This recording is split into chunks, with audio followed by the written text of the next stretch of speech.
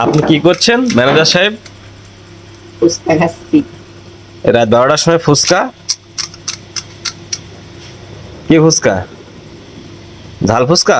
ও বাবা, তুমি দই ফুচকা খাওয়া? তো আচার খাইছে। এর বিল দেবে কিনা?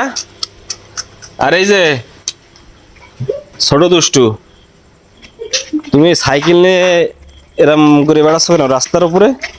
আব্বু ওদিক যেও না, সাইকেলে কিন্তু ব্রেক নেই, বলে পড়ে যাবা। তা তুমি চালাতে পারো? সাইকেল চালাতে পারো? কই চালাও তো। বাহ বাহ বাহ বাহ, আমার ছেলে তো, ছোট ছেলে সাইকেল চালানো শিখে গেছে। আব্বু মেন রাস্তায় যেও না, ওই সামনেতে ঘুরে আসো। আমরা বাসায় না আসা পর্যন্ত কেউ ঘুমাবে না, ঠিক আছে? আপনারা হয়তো অনেকে কমেন্ট করেন বা চিন্তা ভাবনা করেন।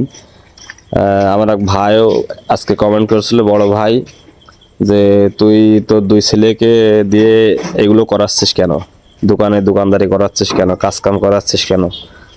তো ভাই, আমার দুই ছেলেকে আলহামদুলিল্লাহ ভালো স্কুলে ভর্তি করিয়েছি, তারা পড়াশোনা করছে। আমি তো সারাদিন দোকানদারি করি না, দোকান আমার খোলা হয় 4টার পরে, মানে প্রায় 5টা বেজে যায় দোকান খুলতে খুলতে।